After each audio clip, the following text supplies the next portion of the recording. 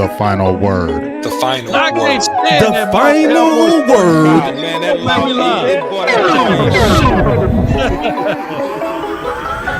What's up with it? Man, you know that dude Jay Tuck, man? I can't stand him, Jay man. Tuck Jay ain't Tuck, shit. That man, he mother. washed. He washed. He washed. Man, we got Jay Tuck in the building. Oh, what's up, Jay Tuck? What's up, man? How you doing, Look at brother? his yards. Look at his yards. And we got the generational talent coming up, man. We finna go against, oh my God, we finna go against Calvin Johnson and Barry Sanders. It is going down. Yeah, man. So anyway, man, everybody feeling good. I like the energy in the room. I don't smell quit. Yeah, no quit. Tuck say no comment. Hey man, you know I smell draft, man. Wait. Do I have to get my draft soundboard together now? I'm going to put my draft button back on, huh? I ain't quite ready yet. I ain't mad though. Oh my gosh! But this year I'm gonna definitely tune in to you, Jay Tuck. You've been every time I'm watching film or watching tape. I'm thinking of Ivan Pace, man. I'm thinking of like guys that you done talked about. You know what I'm saying? Like, God, no, that boy Tuck was on that guy, man. Word. I enjoy it, man. That's why I really enjoy it, man. So that's why, you know, people talking about the draft stuff and the draft content I'm about to start dropping is not really indicative of the Cowboys season. It's more about me, man, and where I'm trying to head for my future. So we're gonna lock in, yo. Let's get it. Let's get it, man. And also, Tuck, you talked about it as a state of emergency, man. Like, so obviously we want to hear what's on your mind in terms of the state of emergency for Cowboy Nation, man. What's on your mind? Yeah, we'll talk about it, man, here in a second, man, once the music stops. But you know what I'm saying? I just want to say that I see a lot of stuff going on, not only with the Cowboys, but just the community as a general. So I just think we can kind of sometimes need to come together and use our voices and our platform, and to bring some stability. Like I did a video a few days ago about, you know, this restored order, you know what I'm saying? Restored order, but not only just for the content space. I feel like the team needs to do the same thing as well and get back to who we really are as Dallas Cowboys football. Yeah. Yep. No doubt. Law and order. Yeah, law. There you go. There it is. That's yeah. Hey, that's my button, law. That's my button, man. It fit. NFL 2025 draft. Nah, that fit. Hey, that's a fit. It's a good fit. Yeah. But we gonna make it. We gonna make it. Yeah. Oh yeah, no, man. Kiss, we gonna make it. Yeah, man. You know what? Playoffs. You know what, boss? And Jay Tuck, we're not just content creators. We are solution providers. Come on with it. Right. Facts. Yeah. We're gonna provide some solutions, y'all. It is the way. Right. It's the only way. What other way is it? Solution-based content. I think that's why people rock with new media. We just don't talk about our problems. We talk about how we're gonna fix it, or how they should fix it. I ain't gonna say what they gonna do, you know, but how we should fix it. And I think that's what Cowboys Nation really needs right now. Oh, we should come up with something. You said solution-based content, right? SBC. Right. Come on with it. There we go. Put that on there we go. There we go. SBC time, baby. Solution-based content, SBC. You want answers? I wish I had that button. Yeah, you know I got it. I just wanna run it. Wrong. Oh, hey. Hey. Oh, hey. One more time. Yeah. I thought I had it. I guess I didn't have it. Yeah. Fumble. I just wanna run it up. Kinda check or something. I've been really in the field, let up. I've been really in the field, let her rush, I let her feel. Lately I just wanna run it up. Don't need no deals, I make the deal. Half a ticket to a meal. Lately I just wanna run it up. Yeah. Kinda check the song. Lately I just wanna run it up. count that too, count it up, count it up, count it up, count it up. Lately I just wanna run it up. Need them ones, I need them fives, need them tens, I need that change. To the safe, got blues inside. Greens and pinks, it's all the same. I still save and roll my change. Take some losses when I play, charge it to the game.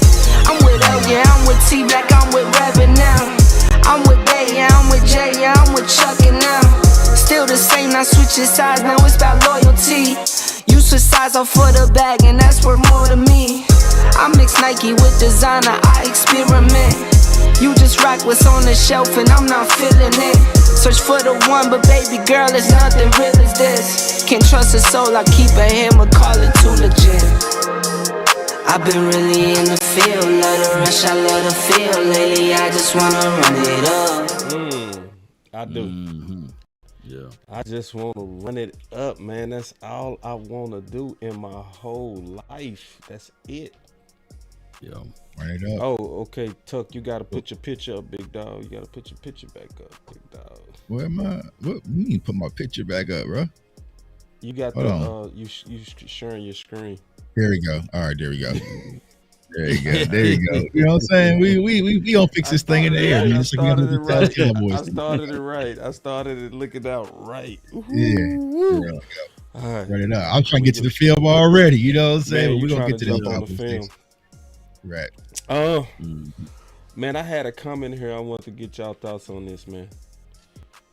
We're gonna start with this, man. It's gonna sound a little bit optimistic, but it's gonna get us going down the path. Y'all give me 1 second to pull it up. Here it is. I got it right here. All right. So check this out. So in 2018, the Dallas Cowboys was 3-4 before the aggressive trade for Amari Cooper. Then they went on a run. And even with Amari Cooper, they lost to Tennessee.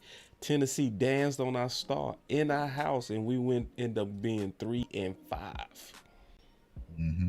Now, this is my thought. I want to kind of get y'all thoughts on this. If they have to be so pass happy, then get Dak better receiving threats like the other franchise quarterbacks. Trade deadline is around the corner. What's y'all thoughts on that? We start with you, Law. Well, in order for you to succeed, you got to sometimes go a little bit further than what you was doing. Insanity is doing the same thing over and over again, expecting different results. I think that the Cowboys get a little too comfortable. They operate out of comfort, and there's no growth there. We can clearly see that other teams, there's a team, man, believe it or not, that just came off the Super Bowl. They're 7-0, and they hungry. Right. They went and got a D-hop.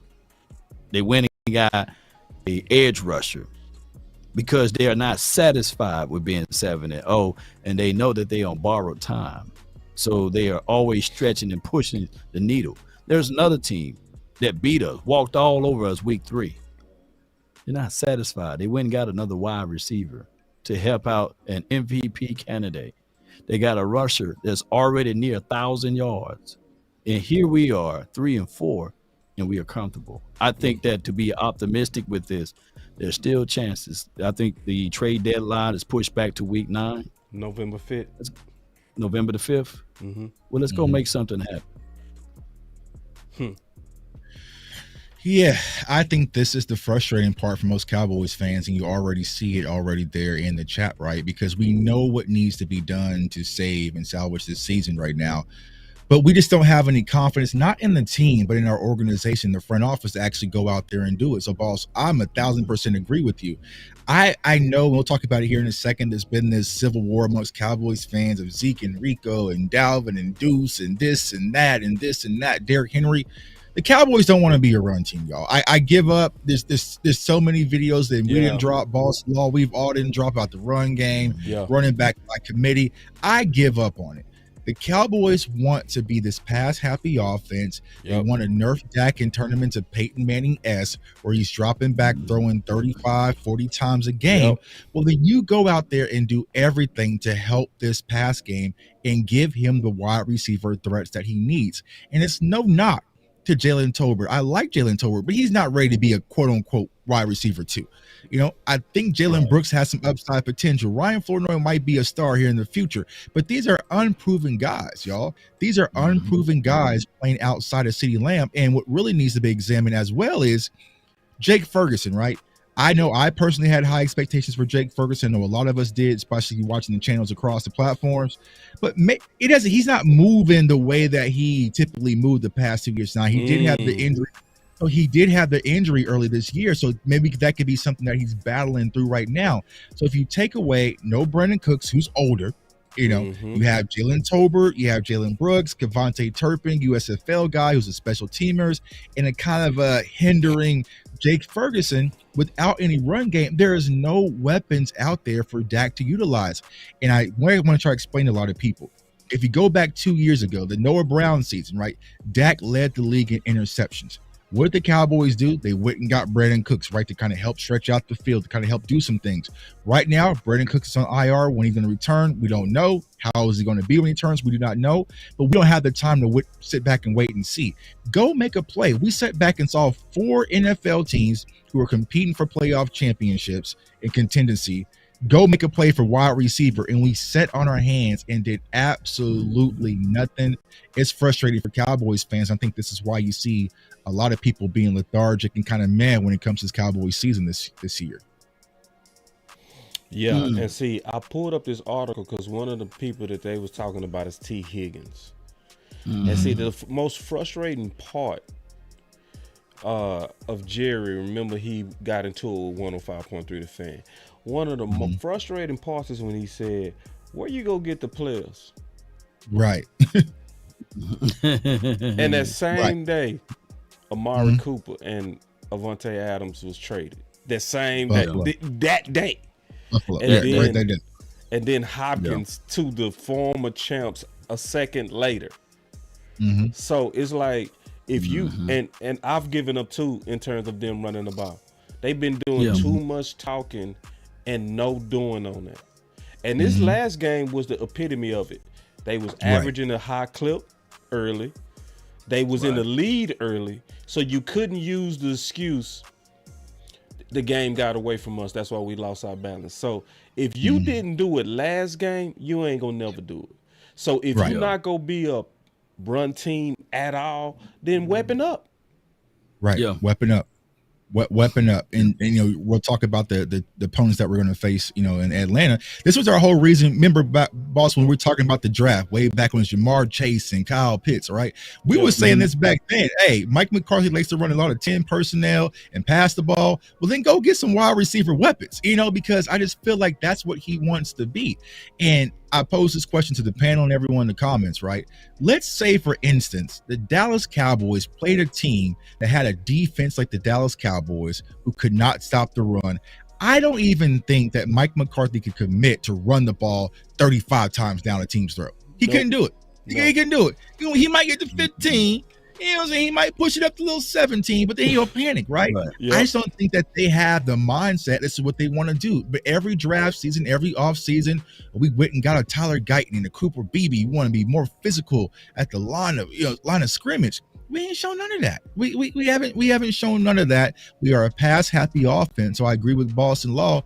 Go out there and get the weapons. We're seeing duos. We see AJ Brown and Smitty. We see Keon Coleman and Amari Cooper. We see Jamar Chase and T. Higgins. We see Travis Kelce and D Hop, and you see Garrett Wilson and Adams. You see CeeDee Lamb and nothing. And that's a problem. and that's a problem. And that's a huge problem. But who is everyone going to blame? They're going to blame the quarterback and receiver.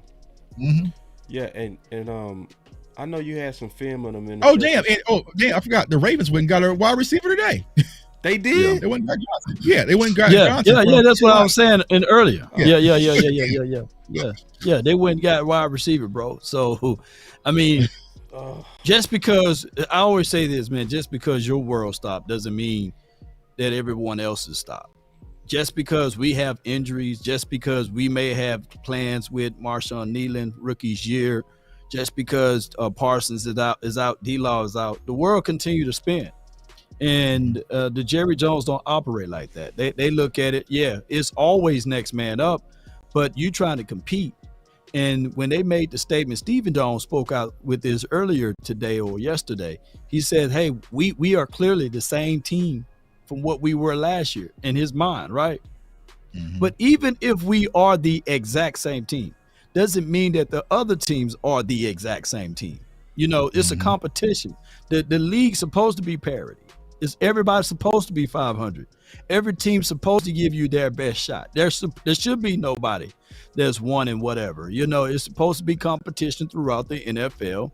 And these guys, they got their jobs on the line. So that's why they're working sun up to sundown. But we get comfortable. And like I said, you can't win that way, but you can't compete in that way. And I got a chance and an opportunity to talk to Big Nate Newton. And he says, man, you know, the Joneses, they do just enough to just compete. Yeah. They do just enough to stay competitive. Yep. Because they look at it, whereas if they go all the way ultra in and it falls on them, then it looks like they don't know what they're doing, right? But if they lose a lot of games, then they will have to make some changes. So they would rather be, and he said it, hanging around the rim. But when you gonna dunk it, when you gonna grab the rebound, right? Anybody can hang around the rim, but can you score? Right. Yeah, And they won't dunk. And to pose this question, right, to Stephen Jones, this will be my rebuttal. So y'all answer in the chat. What was a better running back tandem? Rico Dowdle and Pollard, Zeke and Rico and Hunter and whoever the hell our running backs is, right? So our running back room was better last year. Would you rather have two starting offensive linemen or have Tyler Biadasz, who's been a starter since he's been a pro, and you also had Tyron Smith, who's all pro? So our offensive line was better last year. Okay, let's look at the wide receiver core. You had CeeDee Lamb, even though he was coming off an injury. You also had a Michael Gallup. You know, at the end of the day, he can go slant it out, right? He can go slant it out. And then you had Brandon Cooks, and then you had a Jalen Tolbert. So our wide receiver core was better last year. Our offensive talent was better last year, y'all, period. It was. Yeah. It was, because we have massive question marks right now. There is nobody outside of CeeDee Lamb that is a threat that a defensive coordinator really has to plan for. Think about this. In order for us to beat the Steelers, Jalen Tolbert had to have a breakout game. So if I'm a defensive coordinator, I say, okay, well, let's see if he can do it again. Yeah. Let's see if he can do it again. All right. Okay. So they will take the opportunity to take away CeeDee Lamb and force you to beat them with Jalen Tolbert, Brooks, Kevontae Turpin, Rico Dowdle, Zeke, Cooks, whoever, right? They will take that away from you. And that is the biggest reason why we're seeing all these flaws when it comes to our offense, and also our offensive line playing damn good anyway. So, yeah.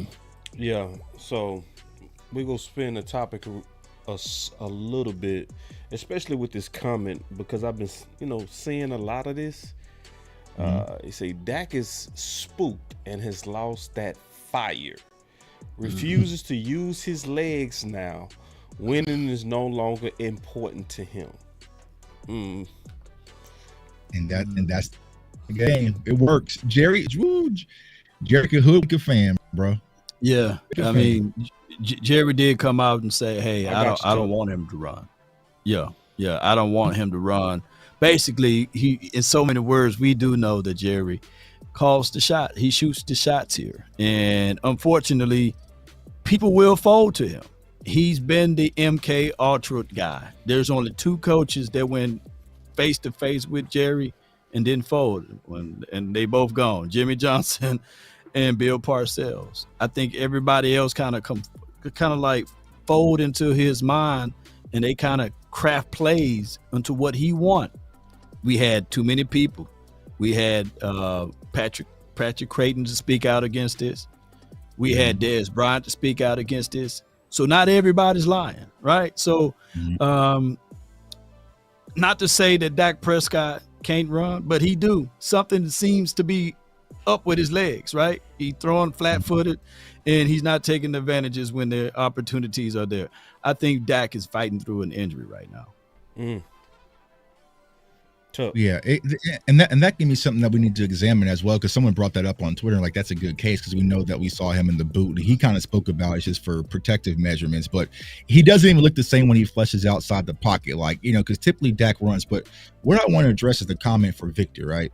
These are the narratives that we have to really just get rid of, Cowboys Nations, because it's lazy to me, right? Winning is no longer important. So y'all mean to tell me the guy that was battling contract negotiations all off season, that showed up to voluntary camp, that showed up to mandatory camp, showed up to OTA, showed up to everything, winning is no longer important to him? You have to explain that to me. Mini camp, all the dumb The stuff, bullshit that he don't gotta show up to. Yeah. Right. While he's battling contract negotiations. Oh, I'm sorry. So, can I add one more, bro? Go ahead, bro. Go ahead.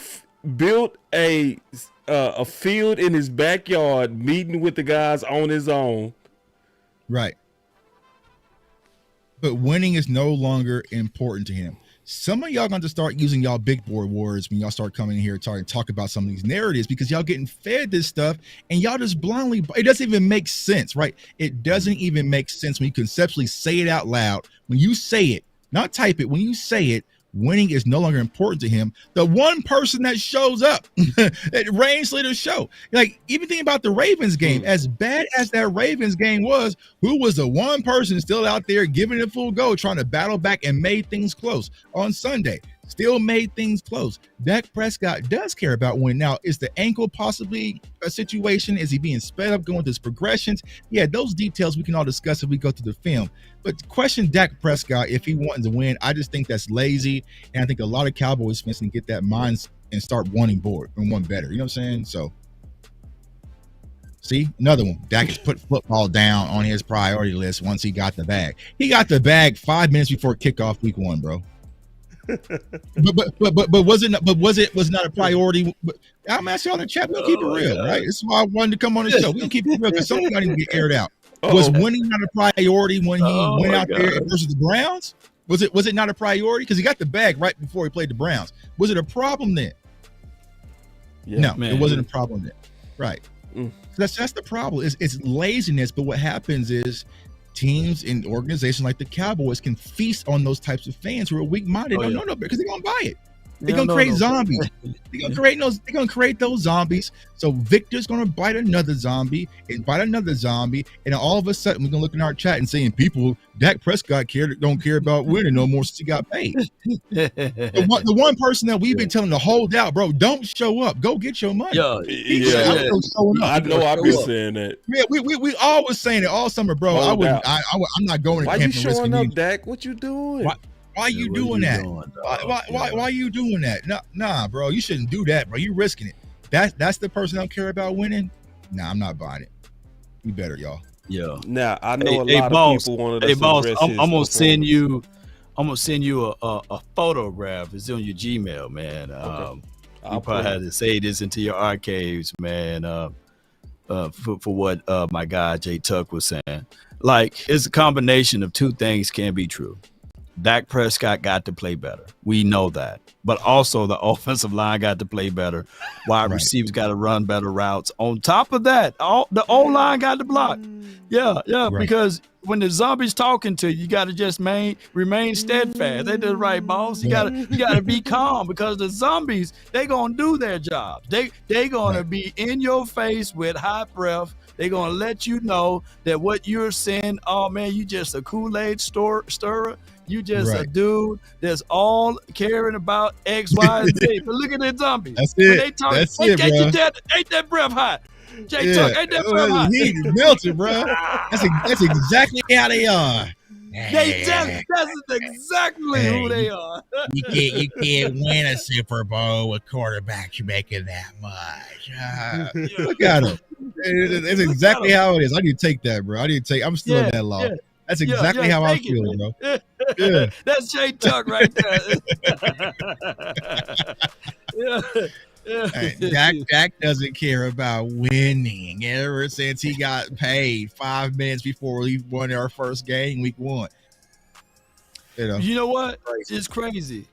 How come the Chiefs need help and more weapons? How come Lamar Jackson need more help? How come my guy, Jared Goff can pass for 85 yards? 85. And they still win games. I would love to have those type of problems. How come? Now, I know the Eagles fans, they just didn't. They doing like this, Jay Tuggin boss. How come they can have AJ and Smitty and Saquon Barkley, in defenses that like shout out to Jalen Carter, man. We might have missed the boat with our guys. You know what I'm saying? And Jordan Davis. How come they can have things to help alleviate their pressures, but the Cowboys got to all depend on 4?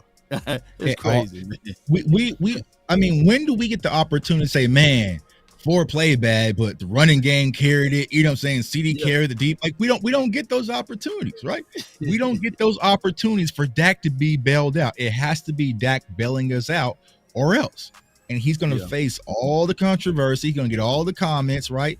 But it's like, I sit back and watch Jared Goff pretty much take a PTO day, and they up by 35.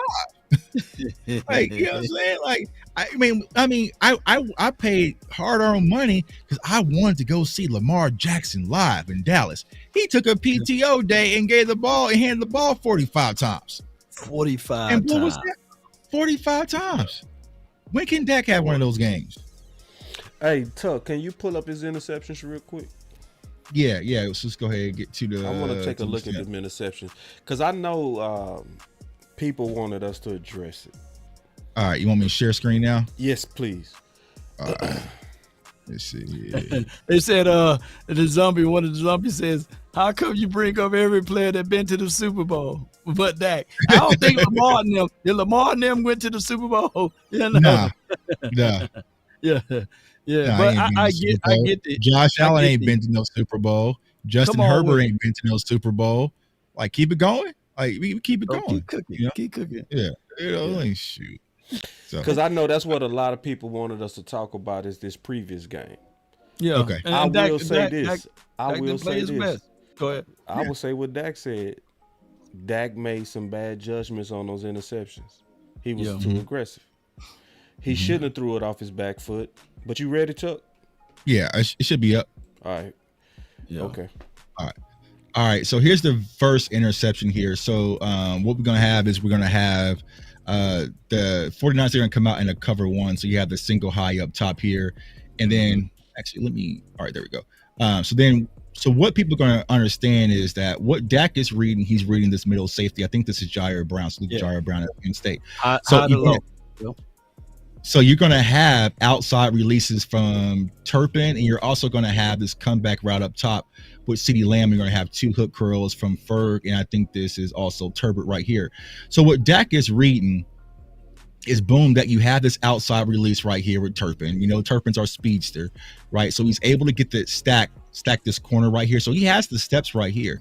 So Dak is loading up to make this throw. But what people got to understand is the small little details right there, right here. He can't step into the throw. So he's fading away basically, right, as he's getting crushed due to the pressure.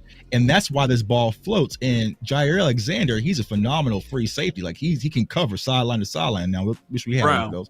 Jair Brown. Tig Brown, he can cover sideline to sideline. So he's able to get a read on this play and just go make the interception. So that's why it sells. But if you're looking at the concept of the actual play, I mean, you want to take, and I was saying this on Twitter, right? You want to test vertical because what's happening is a lot of teams are sitting on everything underneath, right? So you have to do something to really back them up. But if you say, okay, Tuck, why did he make this throw? He should have went underneath. Well, you have 2 wide receivers right here. There's 3 in coverage right there, 4 in coverage right there. So you don't have the numbers there. The only thing possibly Dak could have did was get backside to this comeback route to CeeDee Lamb, but you ain't got no time to do all that with all this pressure sitting in your face, right? So what this was a shot play. You got the look. You had the middle safety in between the hashes, and you had the outside release, and you wanted to give your speedster an opportunity to go make a play, but the pressure was able to get to Dak. It sells, and Brown was able to make the interception there. So, that's some of the things that a lot of people got to think about is the details. A lot of people calls that sell more than bad on talent. Exactly. Because it's an interception, he gonna be blamed. Exactly. So if this doesn't happen right, let's see here. Well, Bosa, right there, like that Bosa hit. right there. That. Yeah, beating Right, Terrence yeah. Steele. You, Yeah. you can't step into your throw, like you're fading away. You know what I'm saying? It's the fade away. Yeah, off his You know back what I'm foot. saying? Off your back away. foot. You know, yeah. I mean, there was no opportunity there. Now, if he would have been able to have a clean pocket and maybe step into it, okay, maybe he would have oversold. Yeah, he fits or it. threw Turpin. Right, Yeah. but here it's just like, bro, you can't. You fading away, getting crushed, right? But see, these are the minor details a lot of people's not going to see when you at Buffalo Wild Wings or, you know what I'm saying, just chilling Yeah, watching you the just game. go see an interception and Right. you go blame Dak. Right. Yeah. Damn, Dak, why'd you throw that? That's stupid. That was a bad. Yeah, you know, so that's why it comes to going through the film and going through the details. So, and I had a different view of it. I was looking You at can that come same back, footage. and then we'll Okay. go through the second one when you're ready. Let me know when you're ready for the second one. I ain't mean to cut you off, Law. No. You good. You good. I was gonna say with that particular look right there, I want my line. I want my running backs and the guys that's in the backfield. If you know your offensive line been porous, before you release, I want you to chip, release, and then you get upfield. I know that Cooks went inside, right? Because that's how probably the play is designed. But if he can just stay inside, Dak did the proper thing of climbing the pocket. The outside edge rusher wouldn't have been able to get there. I wanted Dalvin Cook to stand in and block Bosa. I think Dak would have been able to put his feet inside and throw that ball with a little less air under it. And maybe that would have been a more completed pass there. So I think that we need pass protection better. I think that we need to count the numbers and go with those things and make sure that you keep someone in the backfield. I think that we also get a little too finesse by going empty or thinking that this offensive line can hold for that 1/10 or 2 to 3 seconds, which they can't. I want Mike McCarthy to slow it down, keep it running back in the backfield when we attempt those longer plays. Tuck, you not back yet. Did you want to go through that second interception? yeah, I can go to the next one. Let me see here. Oh, there I am. There I am. Want to go to the second one, or you want? Yeah, let's go to the second one. I just want to look at the interceptions because I didn't really break them down yet. I'm being all honest. I ain't break them down yet, so I want to look at it and then. So that first one, if you looking at it contextually, you really can't just blame Dak. That's kind of like a bang, you know, right? Kind of, you know. When you can't step into your throw and that's more so Terrence Steele caused. Let me know when you're ready. You ready? I see. Yeah, I'm ready. Should be ready. All right, boom. So this is the second interception. So what you're going to do is you're going to have, I think this is Hunter Lukey. So he's going to motion over. So you're going to come out in a 3-by-1 set. And you're going to have the 49ers. They're playing pretty much like a cover 3, right? So you're going to have, I think this is Jalen Brooks on this drag route. And you're going to see up top right here, right? CeeDee Lamb is getting jammed up off this release. And so what I really think happened is that Dak thought this corner, who is that? I forgot who the corner is. Is that Ward? I think it's Lenore, right? So I think that he's thinking that Lenore is going to sit in this flat right here, and he's going to go over the top of CeeDee Lamb, but he bails out, right? Yeah, to cover 2. So he bails out. So this is where I would put this interception on Dak, right? Because it's like, okay, bro, once you saw him turn, you saw that turn, this bail right here, then it's like, okay, that's not right. Throw it out of bounds, live to see another play. So, a lot of people will say, well, why didn't he come backside to Jalen Brooks? Well, Jalen Brooks hasn't crossed his line of sight yet. You know what I'm saying? So he would have to turn his body. It's not back, you can't just turn your body, get your closing in. There. And that pressure was that pressure. Plus the pressure there again. Jumped on him late. So the best option, throw it away, Dak. Yeah. You know what? On that play would have been sweet. Go ahead. Come on back. I was gonna say, but I was gonna show the end zone one. But hold on. End zone view. Let me go back. Yeah. But also what I was going to say, right? This is where I say the biggest problem I see with Dak, and that I agree with you, boss. Because right now it's 3rd and 4, right? It's 3rd and 4, and you're just being greedy because you feel like you have to make something happen to keep these plays alive. You know what I'm saying? Because you're not really trusting your defense. But for the people saying, okay, you could have turned back and run, like, bro, like that's 91 coming downhill. You got 54 about to come take your head off. Like, it's just one of those things, the hero ball. This is what Dak has to stop doing, right? Yep. This is what Dak has to stop doing. It's this damn hero ball. But going back to what Boston Law said is, wouldn't it be nice to have a run game that can help you with that? It's 3rd and 4. You know what I'm saying? It's 3rd and 4. Maybe you come up with the concept where you can spread them out. You know, maybe go in shotgun, get a run, maybe a quick play action, draw a screen. Like, you have to mix it up, but just drawing back. And I did a film breakdown on this. And if you watch my channel, and it was so crazy, y'all, that it was like, it's exactly that. And it's like, it's crazy because I was like, anytime the Dallas Cowboys, okay, see here, let me see, stop it. All right, boom. You back. Anytime, all right, boom. Anytime that the Dallas Cowboys line up in a 3-by-1 open set, it was a pass, bro. Because I was charting the reps by our wide receiver. You kind of see if they're running hard, you know, because the whole Troy Aikman thing. And when I was charting, I'm like, they passing every time they go in 3-by-1 open. You know, so it's the predictability of this offense. It's a lot of things that leads up to the poor performance we're seeing, y'all. I know it's just easy to kind of blame Dak, but it's the play calling, it's the offensive line, it's the concepts, it's the spacing, it's the talent. It's just a recipe for disaster. And I know a lot of people don't want to hear that because you want a quick fix, but it's not. I swear, if you put any other quarterback in there, you're gonna have the same issues. I swear to God, you ain't lying. Mm-hmm. Or worse, because if they start trying to force it, it's gonna be what we saw with that. Right. Well, case in point, right? Who was everyone's savior and hero quarterback? Josh Allen. Everyone loves the Madden cover. The Buffalo Bills have completely taken the ball out of Josh Allen's hands and neutralized him to quick throws, and they're not making him go out there and be a hero. And Josh Allen's having an MVP caliber season. You got the run game going with Cooks. You got the young kid and Ray Davis, who we spoke about a lot on the draft show, right? It's quick throws to Keon Coleman. You went and got Amari Cooper. You got Khalil Shakir, like Dalton Kincaid. So you have the weapons. They're saying, Josh Allen, don't go out there and be a hero. Just go out there and manage the game. And if we need you to kind of take off and maybe get a first down, okay, you can do that. But you're not about to come out here and sling this ball around 45 times like you've been doing in the past, because it's costly. Because what we're seeing across the league, y'all, is teams are rushing 4 and they're dropping 7. They have all the numbers. And for us, they have all the numbers because we only got one wide receiver weapon in CeeDee Lamb. You know what I'm saying? So it's like teams have neutralized this passing game right now. So if you cannot run the ball and you can't protect with 4, it's just going to be chaos, a recipe for disaster, y'all. Yeah. And then to combine that is that they're not using Jake Ferguson like they did last season. At all. He's running the same out, flat, and he's just a relief valve this year. So I don't know why they're not even sending him on deeper seam routes or crossers. It's crazy. Maybe they, I don't know.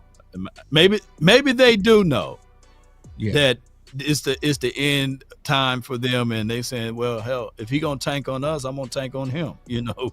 And that could be Mike McCarthy's mindset. I hate to say that, which I don't believe that he's ultimately tanking, but something about Mike McCarthy is just not calling and dialing up plays like he did last season. Because I made a video about it with Jake Ferguson, and you look across the league, look how Trey McBride's being used in Arizona, or Brock Bowers, who was a rookie in Vegas. Like, they using him nonstop. But for Jake Ferguson, it's 6 targets, it's 4 targets. It's like they're not featuring him. And I feel like in order for this Cowboys offense, if we're not going to go make no trades for nobody, you have to really treat Jake Ferguson like a wide receiver too, because he opens up a lot of different things, especially in the middle and the seams. And also, he has to be Dak's safety blanket. You know, that's the one thing, love or hate him, with Dalton Schultz. He was Dak's safety blanket. He wasn't going to do nothing once he caught it, but he was a safety blanket. You have to provide that for Dak Prescott, and he just doesn't have it. So, yeah, I don't know, y'all. This offense, it's a bigger mess than I originally thought. I'll say that.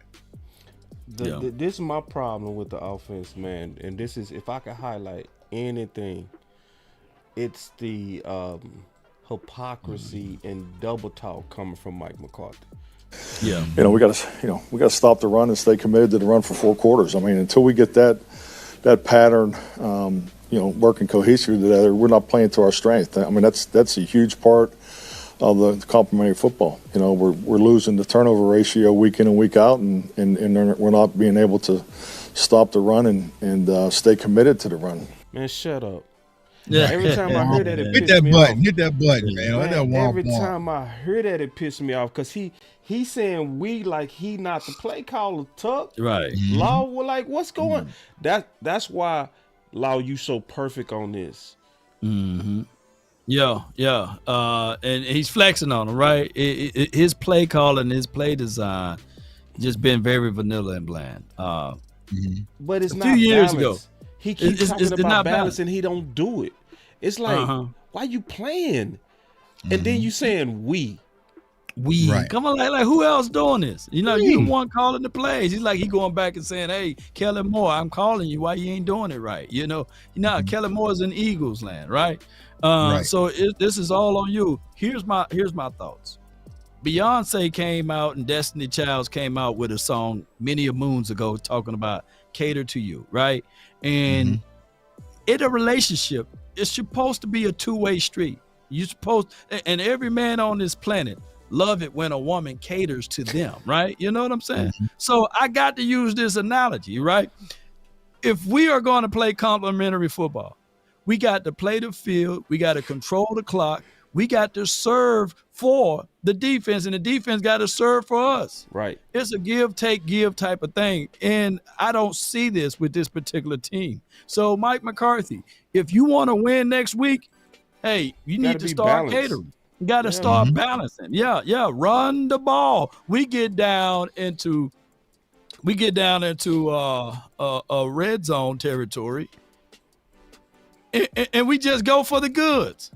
You got to put, excuse my French here, y'all. We got to put a little foreplay into it. Now we got to put a little love connection to this thing. And this particular coaching staff, they get there, they get greedy. They get there, they forgot how they got there, right? And for the strange reason, what are they trying to do? What kind of point that they trying to do? Mike McCarthy got to stop lying, y'all. He got to tell the truth, man. Yeah, it's bad, y'all. That's bad. It's bad Because what I'm gonna say, and boss, we talked about this numerous times, right? We know they can do it because when Dak went down, and we had Cooper Rush, and they were scared, Oh, it was Zeke, and Pollard, Zeke and Pollard, So they fully nerfed the offense and got into a run game when it was Cooper Rush time. But when Dak came back, for 45, we so glad you back. We so air it out, 40 burgers, So it's like, we know you can do it, but you're not going to commit to it. And teams are, they calling the Cowboys bluffs. And see, I get what they doing. He used those curl routes like the run game. He looking for the same type of production that you'll get out the run game from those curl routes. Like from a mathematical standing, it makes sense. Right. But the problem is you allowing bigger guys to tee off on your perimeter guys. If we turn on the film, and I did this yesterday, and we start with the third quarter, and you start watching him use the passing game like the run game, you see CD them and Ferg getting cracked. You know what I mean? But when you run up the middle with Zeke or Rico, especially if you have Hunter as a lead blocker, now you are the one delivering the damage. It's a finesse play style, finesse play calling. And that's why, in my opinion, we struggle on physical teams. You got to say to yourself, either you're gonna be the hammer or the nail. Right. And at this point, let's be the hammer. Let's hammer this thing in. Let's show, like, I get it. A third of the Cowboy fan base, man, can't stand Ezekiel Elliott. I understand that. I get the overall, hey, I can't stand Zeke because you wanted someone else. Right. But for right now, he's the only hammer. We can think and say that, Rico can deliver that, but he don't do that. And he was out this game. He got hit with the flu, pneumonia, all of that stuff. C18 because he didn't have the 19, because he was out there shaking hands and kissing baby, So he had the C18, So what I'm saying is, why don't the Cowboys, when they got down there, you saw what benefited you the first time. damn it, how come they couldn't do and replicate that the second time? Yeah, Run the ball. yeah. You went right away from going and attacking in the middle because they ran a screen to Ferg, and then they gave the ball to Zeke and they touchdown. Then you get to your point, Law. You get right in the red zone and you don't even attempt it. Empty. Went empty formation, bro. Went empty. Split Zeke out. Split Zeke out. Split Zeke out. Oh, ooh. You know what I'm saying? What's the Drake mean? Oh, you know what I'm saying? Now you got me. Oh, boy. You know oh, wow. Zeke split out. Wow. Let's put back on my heels. You know what I'm saying? Ooh, the defense did that. They didn't expect that. Right. Yeah. It's a crazy thing. They still just dropped in the zone and got pressure anyway. You know what I'm saying? And the crazy part, and here's something that also needs to be examined, y'all. And the Cowboys won't admit this. Damn. They messed up, not in the first round last year with Mozzie. They messed up with Schoon. Our 11 personnel has drastically increased this year because we are not running 12 personnel like we ran last year. So I think we were running 11 personnel almost like 72% this season, right? So it's like we've gone away from this power run game that y'all lied to us all off season, that you brought in Schoon because you want to run 2 tight end sets and get more physical, and in these 22 personnels with Hunter Luepke, like it's all just been this lying facade, man. So I agree with what Boss is saying. Go get you a wide receiver, right? Go get your wide receiver, because just like Law said, Zeke was rolling, and I know I can just hear it. All those Zeke haters were just cringing because he looked damn good. And Mike McCarthy said, "You know what? The 49ers can't stop Zeke, but damn it, I can." He said, "I can." Yeah, the lie detector test determined you are telling the truth. He said, I got a trick for you, buddy. I got a trick for you, buddy. Ain't gonna be no more feeding me. Ain't gonna be no more feeding me. But see, what happens is when you go out there and you establish the run game and you're physical, it gets your young offensive linemen in the rhythm as well. Right. Like, you have 2 rookies starting. Why put them on the heels? You know that Terrence Steele's been struggling a little bit. Why do you want to give him 40+ pass pro reps versus Bosa? Like, what are we doing? Wait. And here's the thing, y'all. We did the lie detector test determined you are telling the truth. We did it week 1 versus Myles Garrett. We schemed up Myles Garrett perfectly. And Mike McCarthy said, "That's all I had, bro. That's it." At the end of the day, like what Shannon Sharp says, "Once you know when you lay your head on that pillow, I gave it all I had." He gave it all he had versus Brown. He did exactly that. Myles Garrett. Okay. That's it. Y'all can't stop it, but I can. Is when you lay your head on that pillow at night. Yeah. I gave everything I had. You're talking to Michelle, wasn't he? But yeah. Damn.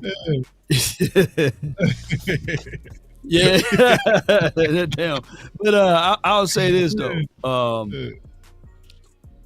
We look better when we had damn Peyton Hendershot. Ain't he somewhere out there on the streets? I think call him back. Right.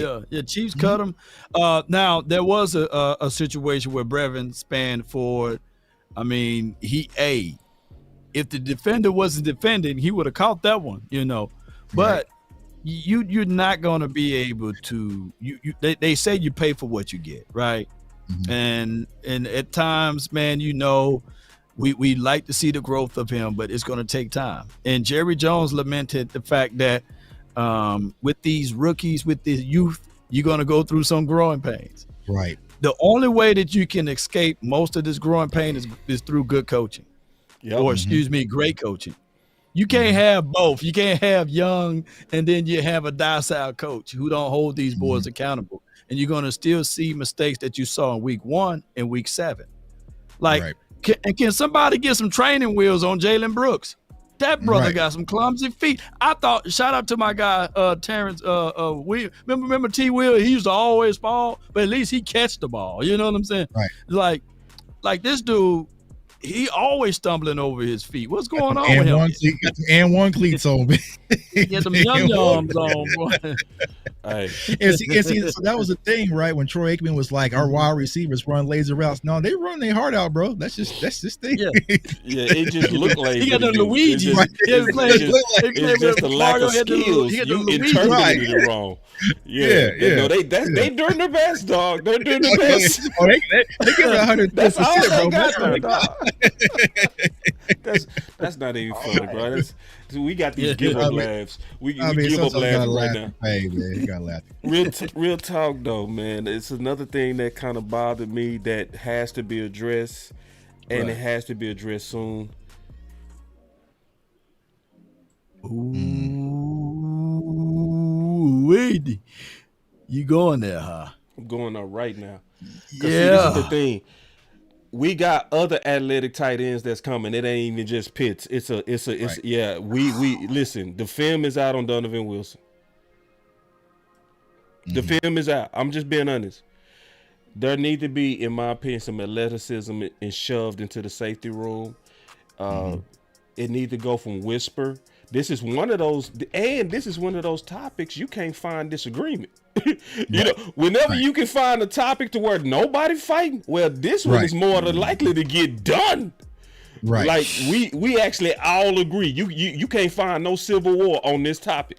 Right. Even Big Nate said got to Nate put said one it? yay in them out there. What? Big Nate, I got to top up that film for you, boss. Chop Big it. Nate said he want one yay in Bell out there. He said if there's any chance for the Cowboys to beat the 49ers, they're going to have to get people that know how to tackle and willing to tackle. And he says, man, that hooker and that Dunno, they don't want to tackle. They want to hold I think he hands. got it a little bit backwards. Yeah. I think we need somebody that's athletic enough to cover. Cover too. Yeah. Because see, that's Dunno what can tackle killed here and there. us. Yeah. He killed him in Yeah, coverage. True. And we gonna see it again. Yeah. 1,000%. And boss, you right. If we say, man, y'all need a free wine, we ain't gonna get no pushback. It's gonna be peaceful on Twitter. Yeah, it's gonna be peace. Boss, I agree. Yeah, Tuck, I agree. Yeah, Law, you right with that one. You know, We need to join hands on that one, bro. Everybody gonna join hands. We need to join hands. Yeah. Let's push the the low hanging fruit through. Let's forget the Zeke fight, Rico fight. That's gonna be a civil war to the end. But this right here, dog. Yeah, we everybody all agree. We all agree. And we wonder agree. It's I'm gonna tell you something else we agree on. We also agree on firing Mike Solari. It's two subjects that where we all agree. Right. Yeah. Yeah. 1,000%. And Mike Solari hasn't had to step to the podium once to explain what we've been seeing. Here's how I know that Mike Solari is doing a poor job at his job as offensive line coach. We have two rookies start, and you can talk about Tyler Guyton, but for the most part, when you go back and crunch the film, salute to my guy Lou Takes out there as well. He does great offensive line film. Definitely check him out. It's our veterans over there struggling, bro. Yeah. It's our veterans that can't pick up a twist stunt. It's Zach Martin and Terrence Steele over there getting cooked. Like, you know what I'm saying? So what is your mentality when it comes to coaching? And how are you being held accountable? And I just think that when it comes to Mike Solari, he has flown under the radar, and our offensive line, they're just not in sync. I don't want to hear questions or concerns like, oh, we got some young guys starting. No. You have pretty much Tyler Smith, Zach Martin, and you also have Terrence Steele. They should be playing a whole lot better than what they're currently playing right now. And it's a big red flag for this offense because we can't. It's not even just the picking up the stunts, y'all. It's the push up front. It's the sloppiness. It's the hands. It's all over the place. And I feel like, yeah, he should definitely be on the target. But when it comes to Donovan Wilson, kind of like Office Space, man. It's just like, what is it that you said that you do? You're supposed to be Donovan Hitman Wilson. So if you're not hitting, what did you say that you do? I mean, if the one reason that you would want Donovan Wilson out there is to come downhill, to come off the edge, to come and fill the gaps and help with the run defense. If you're not doing that, unfortunately, bro, you do no good because Zim likes to run the double-A gap monkey. He likes to show pressure and drop. You need athletic safety that can turn and run. You know what I'm saying? You need guys that can turn and run. And just like Boss is saying with these athletic tight ends coming in, you can't get Donovan Wilson lined up on no Pitts, man. It's gonna be barbecue chicken all game. It's gonna be barbecue. What year this is for your boy like, Pitts, I swear to God, it is. J Tuck, what year this is for your boy Pitts? It's 4, right? Well, yeah, it's his 4th season. Yeah, 4. Yeah, he blossomed, man. Shit, he look good. I mean, he finally got a quarterback that's going Kirk Cousins. Like, bro, I ain't going out like I'm gonna throw him the ball, dog. You know what I'm saying? So that's what it takes. But you line him up one-on-one with Donovan Wilson, it's gonna be good night. It's going to be a good night. Yeah. And here's the thing: what do you have to lose? What do you have? It's always we like our guys, and this and that, right? And you want to give all these young guys opportunity. Well, you have your most two talented young guys on the bench. Actually, I'm gonna toss in three because I'm gonna toss in Israel McCormick in that equation. You gotta toss in Man, Israel. You have three talented young guys. Where is I like our guys now? You know what I'm saying? Like, where is it? Where is it? I think that Izzy need to get out there, man. He needs to get a chance to fail. He's a 4.38. He runs a 4.38. It should have been Israel or Wanye versus Kittle. Yeah. Ooh. You have. We seen Izzy do that before, right? Yes. He did it in the playoffs. First playoff game when we were at San Fran. He played that game. And then he mysteriously just vanished off. You know what I'm saying? Like, you have a guy with that size, those pterodactyl arms that can play corner, can play safety, 4.3 kick speed, off return, and he's on the sideline. He's on the sideline.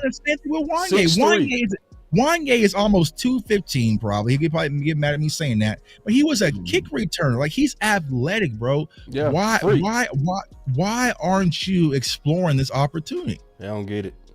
Yeah. And that's on. Now we'll have open tryouts at the running back room, but with safeties, everybody's good. You're good. You're golden. You know what I'm saying? We got the position. You know what I'm saying? But y'all two were locked. And I'm saying y'all two were locked into the position. Like, I don't get it. And here's the thing: what you really have to examine is why he is a free agent next year, bro. So you really got to say, like, do you want to resign him, or you know what I'm saying? So what do you have? You have to see what you have, and he is far more than a special teamer, right? It's not just because we kind of cool, whatever, bro.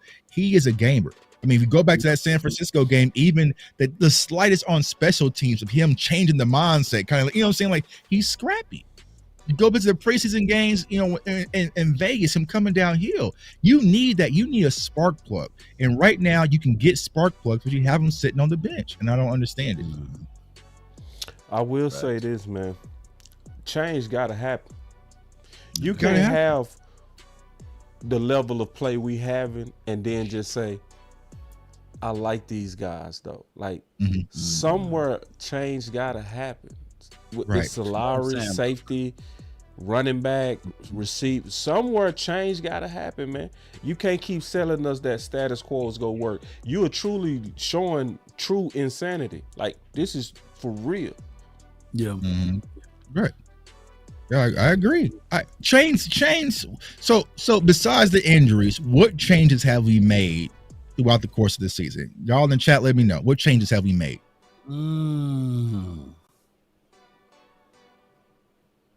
Besides injuries. Yeah. What did we change? I'm really thinking too.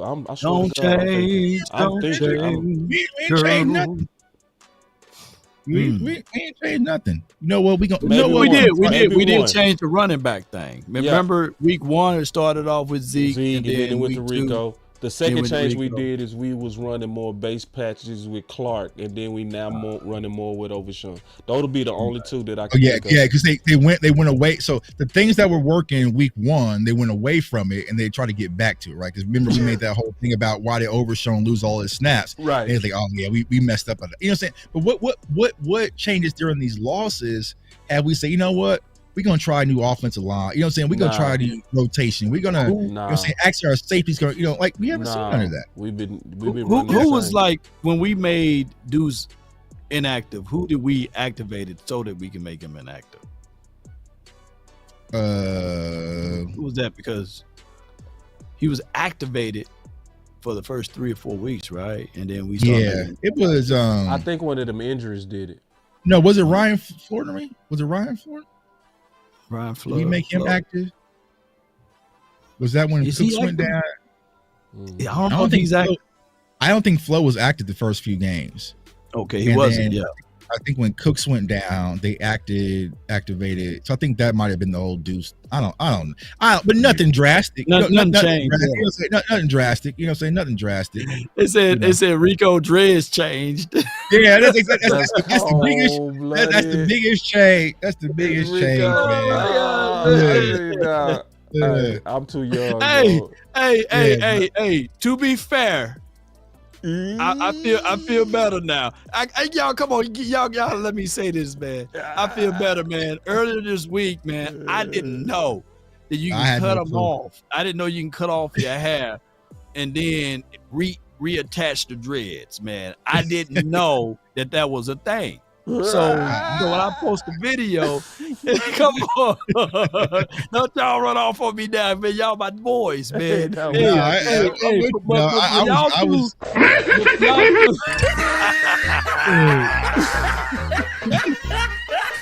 But y'all do also say, yeah, I didn't know you could put them back in like that. I appreciate it, dog. Hey, I swear, I realized that today, dog. I did not know either. I did not know that you can play the game. I didn't know that you could finesse the game like that. I had no idea. Oh, man. It's with Makai Pfeiffer. For the ladies, man. For the ladies, I pull a you on you. You know what I'm saying? I'm pulling you on you. Hey, baby, I pull a you on you. Let's talk about these running backs, man. Interesting. Let's talk about these running backs. Oh, man, they say I pulled a you on you. Now Zeke come next week with some braids, man. Yeah. I'm like, man, wait a minute. Now I question everybody, man. You know what I'm saying? I question every dread I see, bro. You know what I'm saying? Man, if you don't know what I'm talking about, go to Law Channel, man, and look at his community post, bro. That the laws of food. Let me go find it real quick. Let me go find it. Lie me crying. Yeah. Oh my gosh, man. This boy is talent. You remember Raw when that boy said that boy got talent. That boy good. Let me show y'all real quick, man. Oh gosh, man. You can't allow for 199 Tebow. Yeah, oh my gosh, man. All right, let's talk about the running back though real quick. All right. I trust y'all to be fair and balanced on this. All right, going forward, who the running backs? 1 and 2. No order. Who the running backs? Me, I like to start off with the anvil, right? And then you can bring the knives in. I would start the game off, especially against Atlanta, ATL shorty, with Zeke. I started off with Zeke. And then when he softens up the defense, when that cantankerous head, he leans forward, he knocks some stuff out the way. He gives them rib checks and all of that stuff, rub the elbows down and shoulders. I think that softens up the defense, right? So that you can have, if Rico is back, then I'll go with literally Zeke, Rico, and sprinkle in some hunters. Yeah, I'm with you. I would probably lead with Zeke. To kind of, I always think of Zeke is like setting up your jab for all my boxers out there. Like, that's setting up your jab, and you need someone to be your knockout blow. Now, who can be your knockout blow? Maybe it's Rico. But that's how I would probably work things. And then also in the fourth quarter, when we get in these close games and then get the hell up out of there, you go back to Zeke. That's your wild thing. That's your closer. So, I know there's a lot of narratives when it comes to Zeke, man. And me and Boss, we kind of talked about this behind the scenes, man. It's anchoring in on your biases. And what do I mean by that? It's like sometimes people will get this idea or this thought in their head, and they lean so heavily into it. They're full tilting. No matter what they see, you can't pull them back up. And I feel like that's what you see with Ezekiel Elliott. Now, I'll say this. When it comes to evaluating players, anybody, you know what I'm saying, my mom, my aunt, whoever can say what a player can do, but it takes a real evaluation analysis to say what a player can do. And what I'm seeing a lot in our community is that a lot of people are being lazy and not telling us anything that Zeke can do.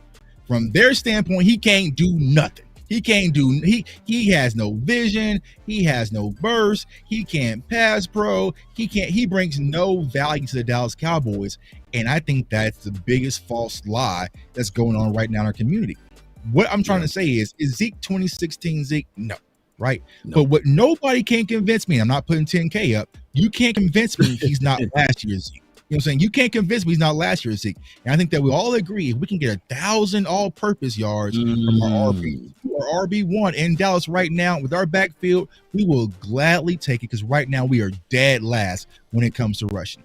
So I think that is the biggest problem right now is that a lot of people just want to be right versus about what's best for the Cowboys, right? Y'all watched our draft show. We broke down 100 damn running backs. You know what I'm saying? We talked about Derrick Henry. We talked about all of them. You talked about Isaac. I remember you talking about Isaac. In the whole free agency, there was not a running back that we did not address this offseason. We touched them all. But as of right now, we are in the pair. It's week 9. We are trying to figure out how to get this plane landed safe.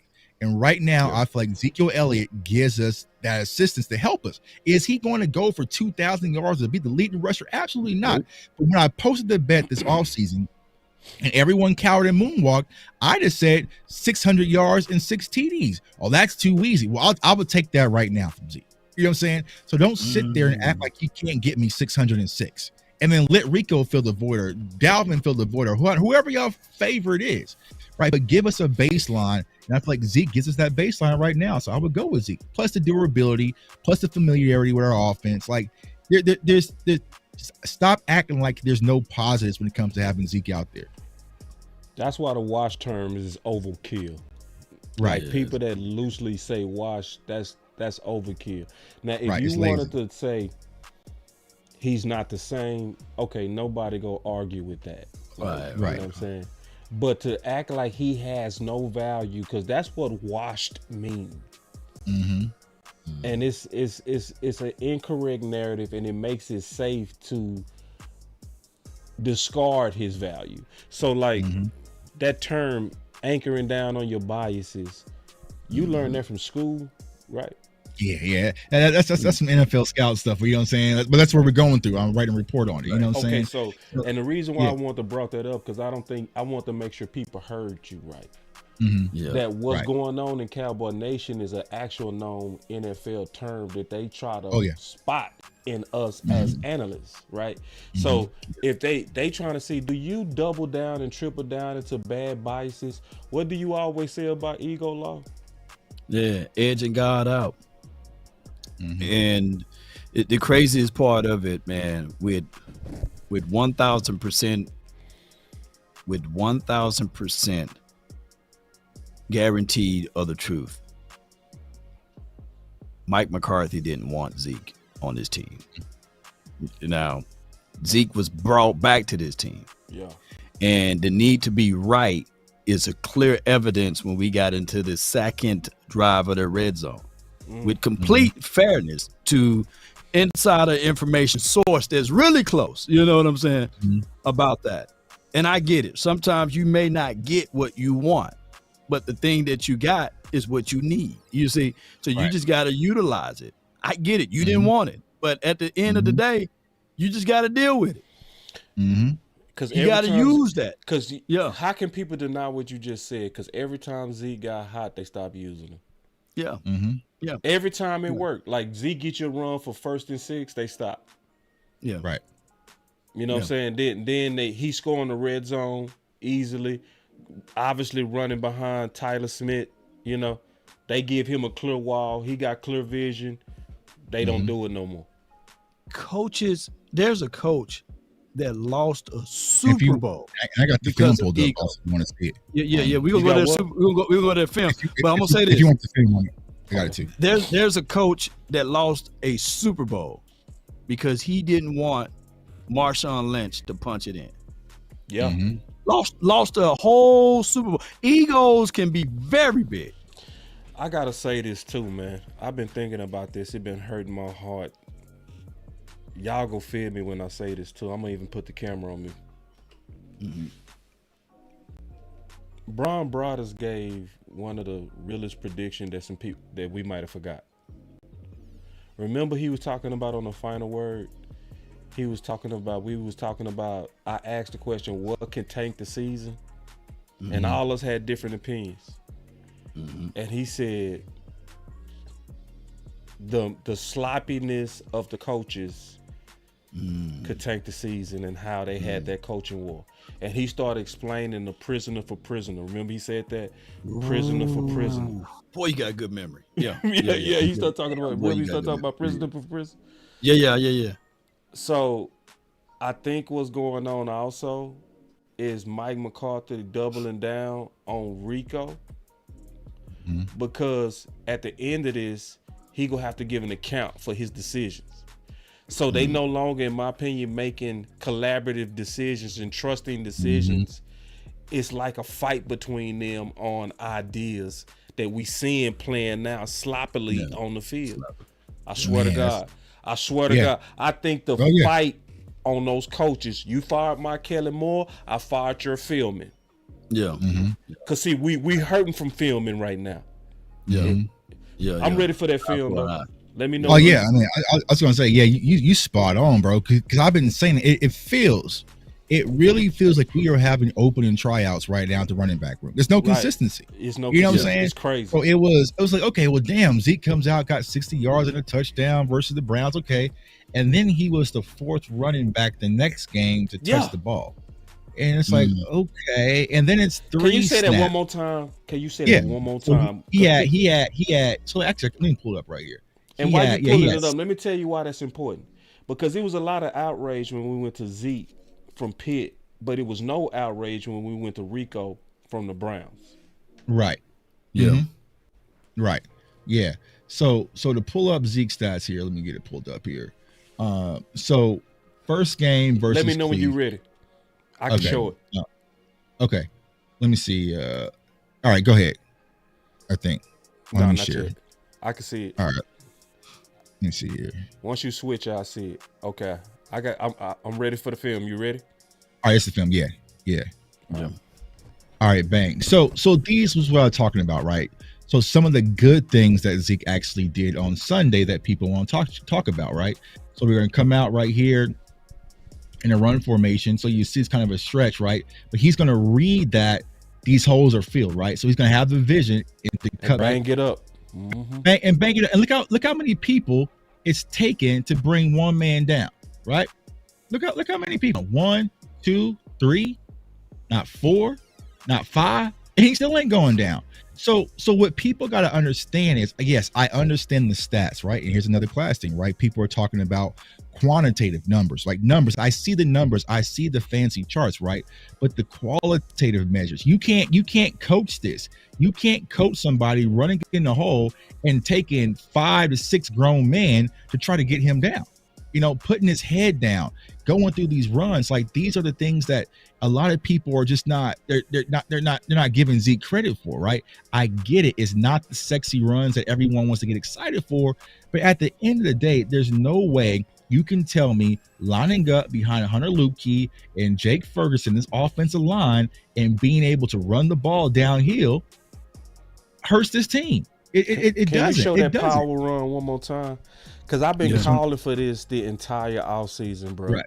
I've been calling for them to put Hunter Luepke as a lead blocker like they did. And when this works, this is what I hate the Cowboys on. When this works and we get 6 yards on the first attempt, we don't do it again. Do it until they stop it, man. Right. Somebody get crushed and get. I want these DBs and linebackers' first step to be forward. Like 6 coming down right now. I want them to continue to do that. That's an easy 5 right there. That's 5. Yeah. You know what I'm saying? He got that's more than 5. He got actually 6. That's 7. That's 7. Yeah, that's 6 or 7. Yeah. And we went away from it. It's crazy. And go ahead, Tuck. I mean, cut your. Yeah, I was gonna say and we went away from it. We went away from these carries from Ezekiel Elliott, right? When he was getting the need to be right. The need to be right. The whole mentality of Zeke is feed Zeke. You know what I'm saying? Feed him.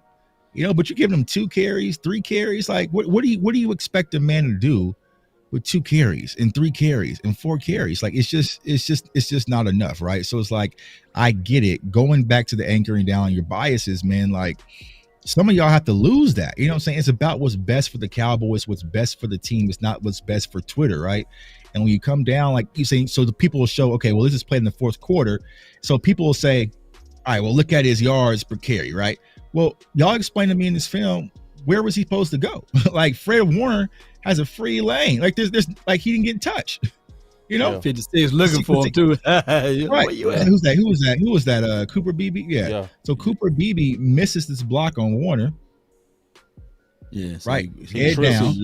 That's because he trips over Tyler Smith because they not used to even run blocking together. They ain't got their fits down. Right. And Zeke is met in the hole. So this is the clip that people will send Law and send Balls and send me. You guys, look at his yards per carry. Well, yeah, he's washed. Well, one, this is in the fourth quarter, so he's averaging 5 yards per carry until we got to this play. But what is he supposed to do? Context matters, y'all. Context matters. We're not saying that he could rush for 2,000 yards, but there's no way you can convince me he doesn't add value to this team, y'all. There's no way you can convince me. I don't care what colorful chart you show me or whatever. I'm going off the film. And here's the thing. A lot of us, we ain't got no vested interest in this. Like, you know what I'm saying? We ain't got no reason to really lie to y'all, you know? But we're going by it based off of what we're seeing. And when it comes to the film, I still think things can add value. Now, you can put Rico at running back 1 if you want to. If that means that much to you, put him at running back 1. But there needs to be some touches for Ezekiel Elliott. I don't care what you say. And see, come on back, Tuck, on your camera. So appreciate the film. This is also a good year to try it. Right. This is a good year to try because there's also so many other teams that's having success with the older running backs. So I can get to where you might not want to be the first, right? But when you're looking across and you say, well, it's working with Fat Boy Hunt. It's working with Saquon. Shit, they was calling Kamara washed for the last 3 years. I mean, it might be a resurgence of the old running backs. So hold on, boss. What was we hearing in Dallas? I don't understand why Dalvin Cook is on the practice squad. We need to make Dalvin Cook active. The nerve of you. The audacity. And I'm a Florida State fan. The audacity to sit here and say we need to activate and we need more Dalvin Cook. Dalvin Cook has been less durable. Dalvin Cook was cut from the Jets last year.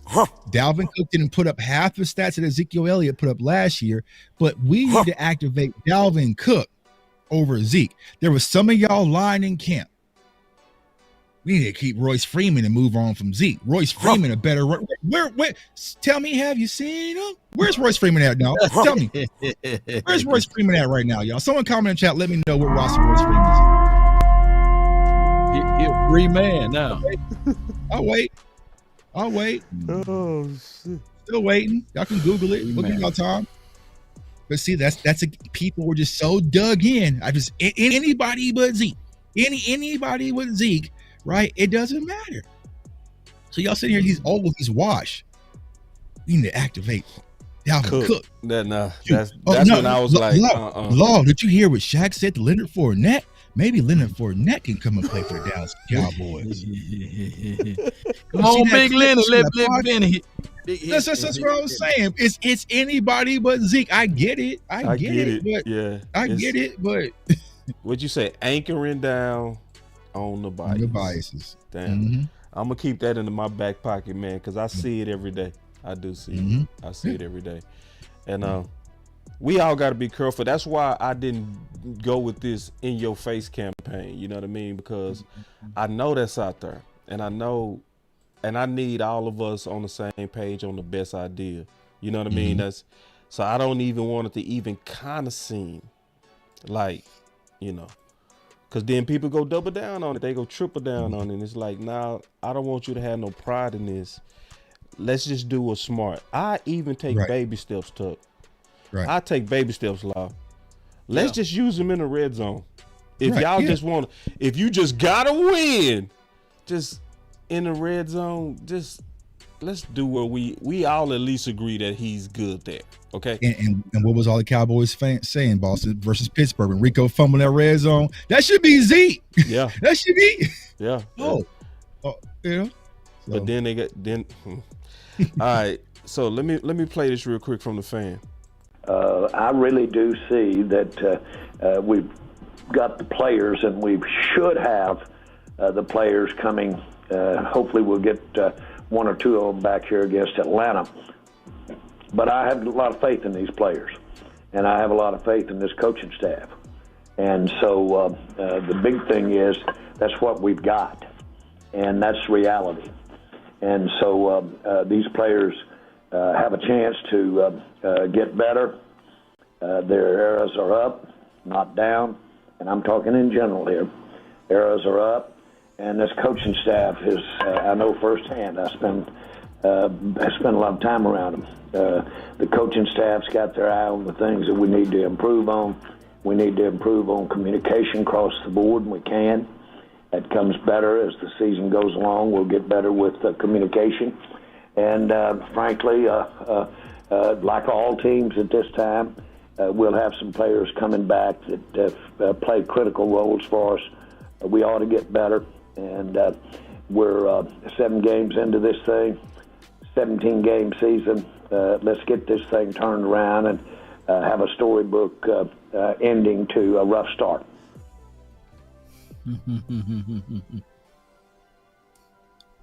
We like our guys, but now we have faith in our guys. Yeah, that's the remix version. The remix. Yeah, I have a degree of faith. I do. A degree. I have a degree of faith because because we've seen these hard days. We've bounced. It's hard. I'm not saying this. Is it likely? No. Right? No. Is it likely? Absolutely not. But we are starting to get to the point to where the Cavs starting to return. We likely go see Bland come back. Hopefully we see Micah come back. If we start seeing these guys start coming back, especially if we starting to get into these divisional games, that's going to really tell me if it's over or not. I'm not prepared to say it's over. And I think it's a chance for us to bounce out. I will want them to do something trade related. And as of right now, I'm torn between shoes and a weapon, a DT and a weapon for a trade. And I think we should be aggressive to even trade a second round. Yeah. But we was able to trade for Hankins for a 6. So I might be willing to, as long as you get the right guy, What was our last second rounder that did anything outside of Trayvon Diggs? Trayvon Diggs? That was it was the last one. And you kind of had Marshawn Nealon, but that was it. Yeah. What's going on with Nealon? Is he coming back or he gone? Yeah. He gone for the season. Dang. Wow. Yeah. So what's your thoughts on with Jerry, like, in terms of? I might be a little bit indifferent to the comments because me personally, I feel like what's going on right now is the best thing to happen to the Dallas Cowboys, possibly if they remove the ego that Law was talking about. Because what I feel like the Cowboys have been able to get away with is they've been able to get away with just being average, right? Yeah. Doing the bare minimum and just getting by. And why were they able to do that? Well, they were able to out-talent teams throughout the regular season. You could out-talent Washington for 2 games, out-talent New York for 2 games. Okay, that's 4. Split with Philly. Okay, now that's 5. Right. The Jets, Cleveland. Like you can out-talent them. But what is happening right now is the talent gap is closing, not only in the NFC, but it's happening in the NFC East. And I feel like right now the Cowboys feel like, we always feel like we can light switch it. Okay, we'll be fine. We'll get Deron Bland back, get Micah Parsons back, and we'll be fine. Well, that don't fix your offense though. Like that's not going to fix your run game. It's not going to fix your protection. That's not going to fix your wide receiver core. So balance. I feel like that this is one of the seasons that I think with the Cowboys are going to go out there and really show, hey, maybe we're just not as talented as we think we are. We have some guys. I feel like we're very front heavy, but after that, there just isn't that second layer. And then when you add on poor coaching, you add on poor culture, you add on all these dark clouds that's been lingering over this team since the Green Bay loss, it's just not a recipe for success. And maybe this is what needs to happen for the Joneses to finally get that egg on their face and realize, all right, we got to be better, because the way that we're doing things isn't the way, right? We look across the board, right? Washington drafts well, Philly drafts well. There's so many teams that draft well, but we just pride ourselves on just the draft. And that's why a lot of Cowboys fans get excited about it, because that's your only opportunity. But it's more than that. You're seeing that across the board. You're seeing Kansas City, Buffalo, Baltimore. Like, you're seeing even the Jets ain't even winning nothing, and they still going all in. You know what I'm saying? Like, well, I just think that the game is changing, the talent is closing, and I feel like this is going to finally be the season where the Cowboys can sit back and say, that average stuff y'all been kind of doing, this fake, all these versions of the Patriots way is not going to cut it. If you really want to be a contender, you have to roll up your sleeves and play ball just like the other franchises. So that's where I kind of think this is going. But I think Jerry's going to let this thing bleed out. And if we win a few different games here, get the fan base excited, all they need to kind of do is kind of keep you back on that hope train, keep them tickets still selling. That's all they really want. But we want more than that. Very, very fair measure. Matter of fact, I got to clap it up for you on that, Tug. For real. You smashed it. For real. Very good analysis on that. Real talk. Fair. No doubt. No doubt. Man, I can't even come back between that, man, or after that. I would just say, look, we're going to have to make something.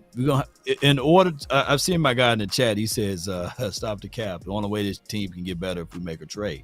And it was action, power. Appreciate you, bro. I would say this, though. I agree. I think we need to make a trade. I think that's the one thing that we did in 2018, right? We went and got Amari Cooper, and that would tilt over everything for us. Put us on fire. Sure did. Yeah. So, but at this time, we need two elixirs. We need one on offense and one on defense. Yeah. Well, so we got to make a two-way trade or somewhere, on this team, and because we learned a new system too, bro. Yeah. In 2018, the Dallas Cowboys were 3-4 because before the aggressive trade for Amari Cooper, then we went on a run. So and people forget that was very aggressive. That's what people forget. Right. We outbid it for him. We outbid it for him. We gave away a first when most people thought he would have went for a second. Yeah. And they was scoffing at us. Because Amari had baggage in Oakland, or was at the time. It's like, he drops the ball, he don't show up. You know what I'm saying? Like, that was so outside of the norm for the Cowboys. Outside first for Dallas, unheard. Right. You know what I wanted to do that following year? I wanted us to double back and get DK Metcalf that year. Oh, but we drafted Tristan. The following year. I wanted us. We drafted Tristan right before DK showed. I said, "Hey, no way in the world DK fall," because my Mississippi boys and he failed. I was like, just our chance. And then it was like, nah, we good. Let's go with Tristan. And Tristan was a guy. He didn't start it in college. He was like one of those guys, a tweener. Right. But that's the. Sometimes I think we get a little too cute in these drafts, man. And we draft good, but sometimes we get a little too cute. And we stick with it too long. And I think someone put that up, right? Drafting too late in the draft. Yeah. And this is the biggest problem, right? Because I'm not saying team tank. I think we might tank when I have a choice, right? But it's the same thing that used to happen with the Dallas Mavericks, right? The Dallas Mavericks were never all in to really win it all. But as long as they had Dirk, they were going to be drafting around 15 or 16. And then finally Dirk just got old, and we finally got a lottery pick. And then you get Luka, and then look how quickly your franchise turns around. So I think for the Cowboys standpoint is that Dak is going to fight. He's going to scrap, but it's going to push us where we drafting 19, 22. You know what I'm saying? So instead of getting that top defensive tackle and Deion Walker out of Kentucky, film concession coming soon, it's more of it's a guy who was a second round grade, but we didn't feel like we can get him in the second round. So we had to kind of reach back to, it's one of those things, right? So it's just like, either you go all in or rip the Band-Aid off and rebuild and restore and replenish. But the Cowboys kind of just waver in between the mediocrity, and this is why we get the results that we get. You know what I'm saying? So, I ask Cowboys fans this. I ask everybody in chat. Are we closer to a Super Bowl or Travis Hunter? You know what I'm saying? Like, I mean, if you look at things, Travis Hunter and CD, that will be nice though, huh? I mean, as of right now, we can use him as DB too. So we have pick 12 as of now. You know what I'm saying? But that's the thing is like and here's the thing about what you guys were saying. If you go make a trade, you go make a big trade, and all the big names are pretty much gone. But that reignites your team. That lets them know, okay, they really are serious about winning this year. You know what I'm saying? Right. Like, all right, we need to step this up. They went and got, I don't know, put out I don't know, T. Higgins or something like that. You know what I'm saying? Like, yeah, okay. They really locked in K offense. Let's go. They went and got a big physical defensive tackle and brought him in. What would you do, Jay Tuck, if all of a sudden you draft Travis Hunter? You know, I ain't trying to have this conversation. Yeah, I mean, let me get the music going though. Hold on. Let me get the music. You draft Travis Hunter, and then you trade back into the first, and you get the Ashanton Genty. Because what round you think he's going to be early, right? How you say that? He's going to be early, right? Genty's going to be early. Because what about Ollie Gordon? What about Ollie Gordon? Can you get back in? I'm gonna give y'all a heads up, right? This year's running back class is triple times as loaded as last year's class, y'all. There's guys that's going to be in the 4th or 5th round that will probably have been first round or top running backs off the board in this past year's class, right? So you're going to have a Genty, he'll probably be first at the board, but you do have an Ollie Gordon out there. You got my guy Devin Neal out of Kansas, like you got RJ Harvey out of UC. Don't get me started, y'all. We'll get to that, but this running back class is loaded of talent. My guy Amarion Hampton out of North Carolina, who's playing his Florida State on Saturday. So there's so many talented running backs. If the Cowboys walk out the draft, y'all, with another running back, I'm done. I'm really done. What number did Gibbs go? What number did Gibbs go? Gibbs was the first round, right? First Him and what number? Like I think it was 26, 27. Yeah. Was he that low? Yeah, he was that low. We didn't pass up on him, did we? Nah, Gibbs went earlier, right? Oh yeah, that's right. He was before us. He went earlier because we thought he was going to fall him. to us. You right. Yeah. Because Detroit was before us. Yeah. You right. Yeah, I forgot what pick he was because he went early. He was a 12th pick. We definitely getting a running back this year. He was a 12th pick in the draft. Yeah, Jamari Gibbs. Because they went Gibbs and they went and got linebacker too. Yeah. When Robinson was what? Bijan. The guy we gonna stay. He was like 5 or 10? 6. 5 or 6. Was he? Like, is it early? No, he was top 10. Yeah. It's crazy you do all this draft work and then when it happens, he was 8. I swear. So he was 8. He was Bijan was 8. Gibbs was 12. Okay. So we got to face Barry Sanders. I said if Barry Sanders and Emmett had a baby, that it would be him. You know, shoot, that boy's good. Damn Barry Sanders, man. Shoot, this dude got short area, quick. He can catch out of the backfield. He can huddle and leap over you. You don't think that dude that good? Oh hell no! Hey, hold on. I'm just trolling, bro. I'm just trolling, dog. Don't you jinx us now. Hey, man, we going against Calvin Johnson this week, bro. Hey, bro. Hey, boss, with the way our defense is, bro, we don't need no bulletin board. For real. It's bro. Hey, that's facts. Hey, he might be this week, Tuck. Oh, God. Boss gonna have this man running 300 yards on You ain't lying, bro. This might be the week. Mr. Robinson, bro. I give him. Hey, Oh, man, I'm going to give my final words. I ain't going to talk about it, man. Don't even do it. Mr. Robinson, man. Hey, I put it like this. This is my final word. Ain't finna be eloquent at all. I'm not ready, nor do I want to talk about draft. I don't. Cowboys, don't make me talk about the draft before I want to. Yeah. Now, you headed that way, though. You are. With what Mike McCarthy doing, not committing to the run, if y'all not going to make no type of trades, none, if it's still going to be our guys, if you not going to even make no type of changes like Wanye Thomas, like common sense stuff that everybody agree with after you got slaughtered at the tight end position by Kittle, you lose that game because you had no answer, dog, for a freaking tight end. So, go in with status quo. I'm going to be talking about the draft. Ready or not, here I come. That's my final word. God damn. That's a good music, though.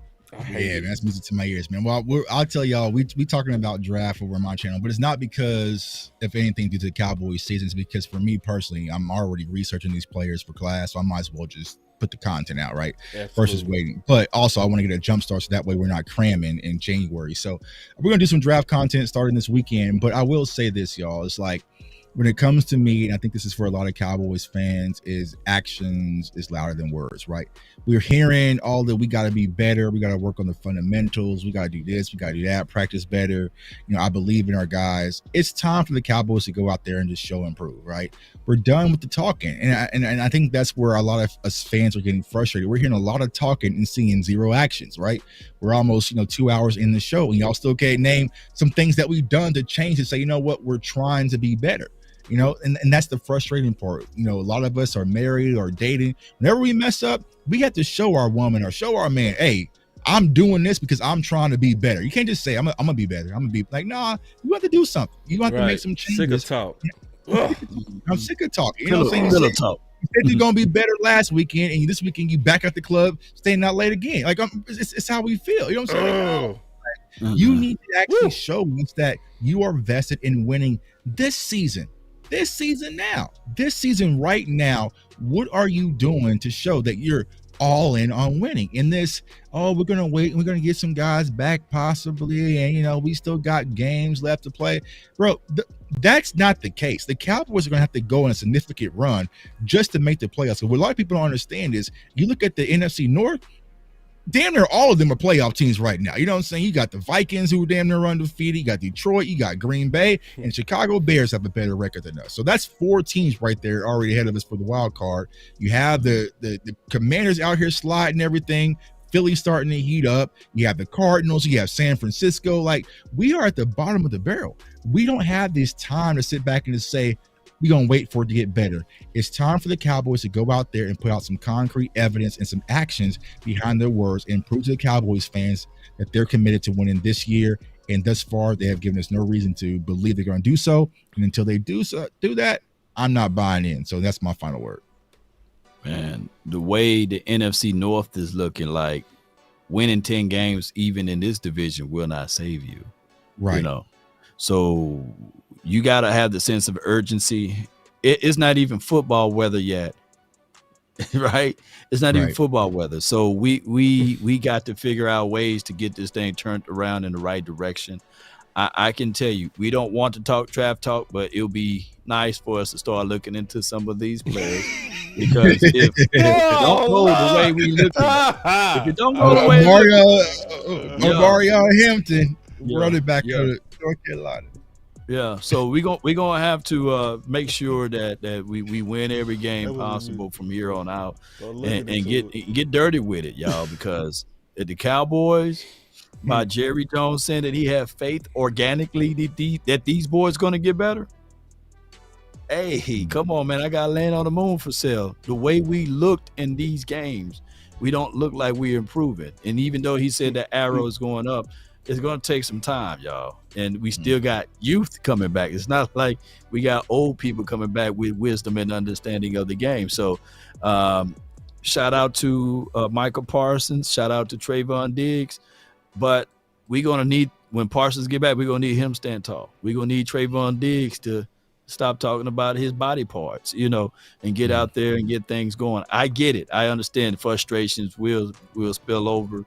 But I need for him to prove it on the field, even though, this was by far his best rated PFF game last game. But we still need more from him, and we're going to need more from this team. Now, we got a few super chats. Do you want to go over them now, boss? Oh, yeah, let's get them. Tripping. Okay, good. Let me go over these super chats right quick. Appreciate everybody, man, for your support. I got a ton of myself. I'm tripping, man. You know how it is. You know how it is. You're trying to run out of church, man. They leaving before the benediction and all that. Boys be already starting their call from the. Yeah. You go first while I pull up mine. Because we draft so late in every round, it hurts talent. Yeah, it absolutely hurts talent. It does.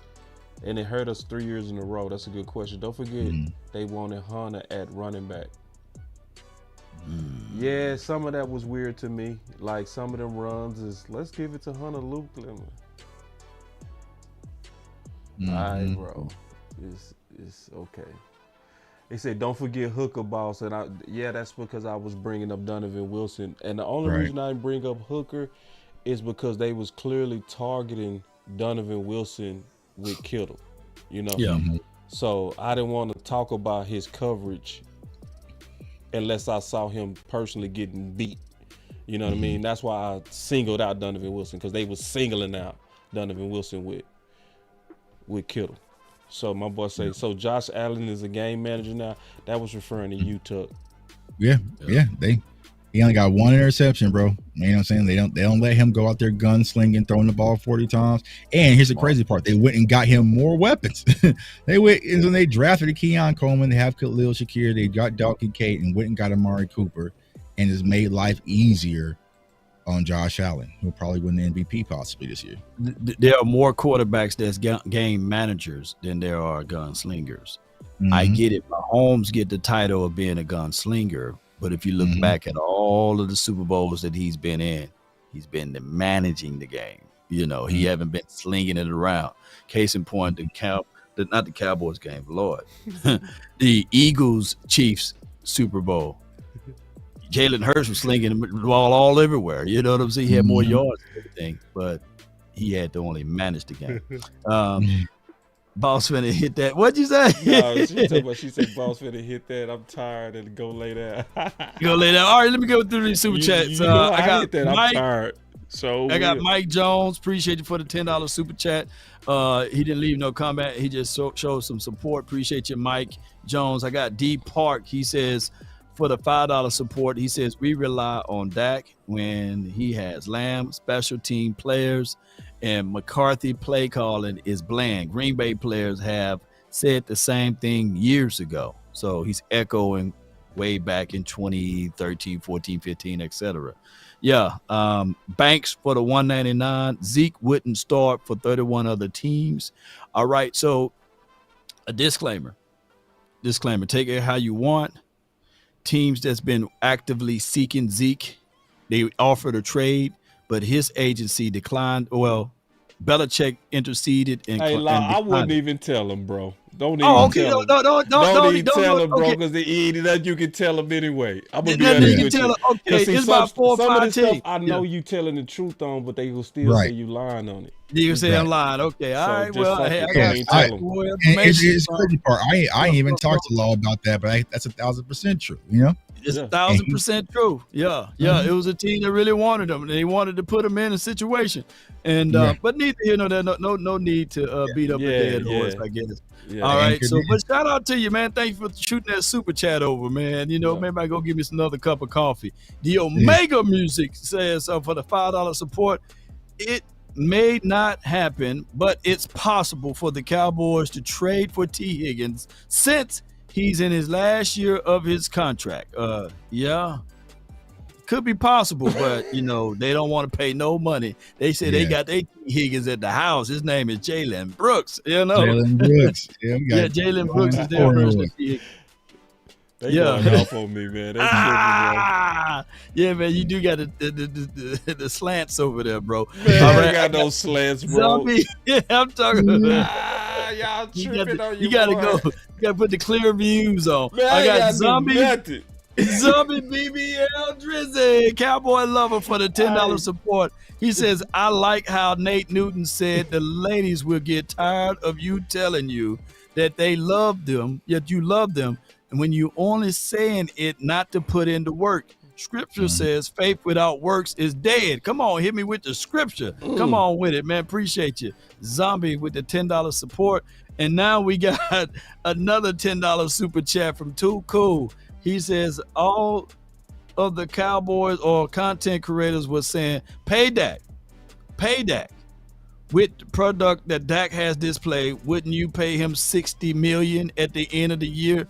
And if he wasn't paid now? So here's my thoughts with this. There was two parties, and I know we got to go, but there was two parties, y'all. Parties that say pay Dak, and there was a party that say let Dak walk, right? The party that I believe that said pay Dak, they wasn't saying wait until the day of the first week of the Cleveland Browns to pay him. Right. We wanted to pay him early because you could have saved $20 to $25 million on the cap space. Yeah, and you would have had enough money and more resources to go out there and get a Henry if you wanted him.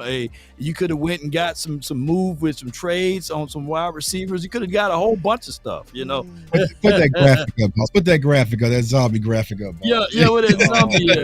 Yeah, I got it, bro. The zombie got him. Yeah. You had to change it. Hey, so Too Cool double back and put another $2 in the chat, man. He says, Big Game James, Dak and Jerry hurt the Cowboys. He said Big Game James were right. He said Dak and Jerry hurts the Cowboys, you know. And $5 super chat from Terminal. Well, they donate today, baby. They donating, boy. Terminal VA says $5. He just sent $5 for the support. And last but not least, Too Cool again with 3 super chats, man. Appreciate you, Too Cool. Man, you must give him one of them good checks over there, man. We thank you over here, man. Help grow the nation. Yeah. Dak make more than 15 starters combined on the Cowboys. Dak is the problem, basically. That's the last super chat. What's your thoughts on any of that? I mean, when you got to wait 7 games to get it out, I guess you got to do what you got to do. Because if Dak was really the problem that y'all said is, y'all would have been saying it before Game 7. Oh, my y'all God. waited for his real bad game, to then now you want to jump out and say what you've been wanting to say since Game 1. Mm-hmm. And, and the fact that you had to wait so long lets me know that. Because last year, Dak had y'all saying y'all don't lose at home. So, yeah, remember that. Or Dak should have been the MVP and all. Yeah, we ain't got time for all that, bro. Yeah, My ain't Yankees. got no time for I ain't got time for all that. My Yankees is I'm balling. gonna hit the button on these boys. Shit. Well, appreciate y'all for the chat. support. For real.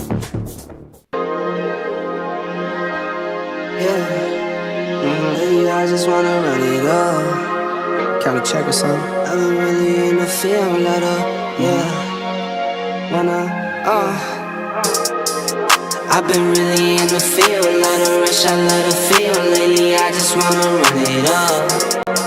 Don't need no deals, I make the deal. Half a ticket to a meal. Lately, I just wanna run it up. Yeah. Kinda check or something. Lately, I just wanna run it up. Count that too, count it up, count it up. Lately, I just wanna run it up. Need them ones, I need them fives, need them tens, I need that change to the safe, got blues inside. Greens and pinks, it's all the same. I still save and roll my change. Take some losses when I play, charge it to the game. I'm with L, yeah, I'm with T Black, I'm with Revan now. I'm with Bay, yeah, I'm with Jay, yeah, I'm with Chuck and now. Still the same, not switching sides, now it's about loyalty. You switch sides off for the bag, and that's worth more to me. I mix Nike with designer, I experiment. You just rock what's on the shelf, and I'm not feeling it. Search for the one, but baby girl, it's nothing real as this. Can't trust a soul, I keep a hammer, call it too legit. I've been really in the field, let her rush, I let her feel. Lately, I just wanna run it up.